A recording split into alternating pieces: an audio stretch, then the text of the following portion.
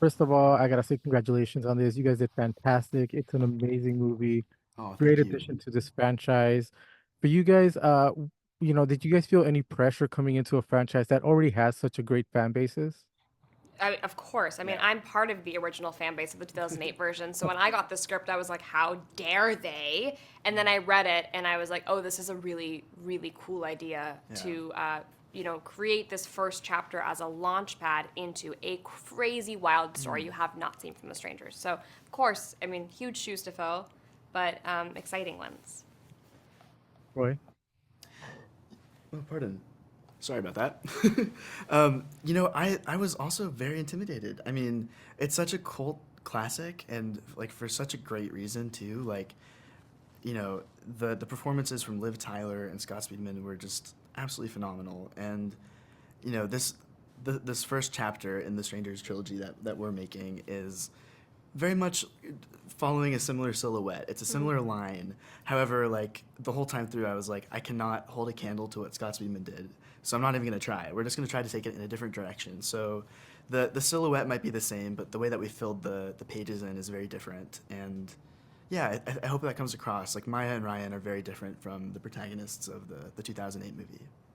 Definitely. And I'm a huge horror fan, so I'm constantly Yeah. reading up on the community. And there's a fan base that has created fan fiction based on who these strangers are. Did you guys ever research any of that before going into Oh no, No, I didn't no. read any. I did not read any fan fiction, but now I feel like I must. I did find fan art Oh yeah. on the internet, and I made fan art too, like on set. Oh yeah. Yeah, You yeah, drew me something for our yeah. craft. Yeah. I was like doing like acrylic painting in my time off, so I like made a bunch of strangers art, Very cool. just for fun.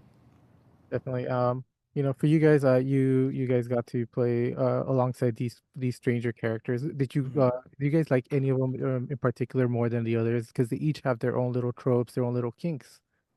Yeah, I feel like it's tough because they, like you said, the actors who played the strangers brought so much personality to each individual yeah. stranger that I love them all. Like my sick mind loves them all for different reasons. Mm. I think to me the scariest is obviously Scarecrow, and I think you'll find out as an audience why once you Mm. continue going through the chapters.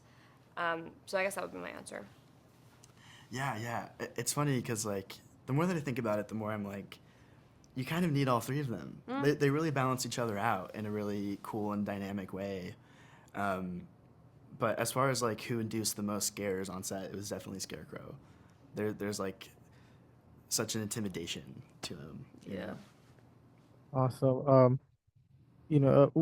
how do you prepare to be scared by these characters because they're terrifying, yet they don't really say much. There's not many dialogue, but the little things that they do say are so normal, yet they sound so menacing. How do you Mm. prepare to react to something like that?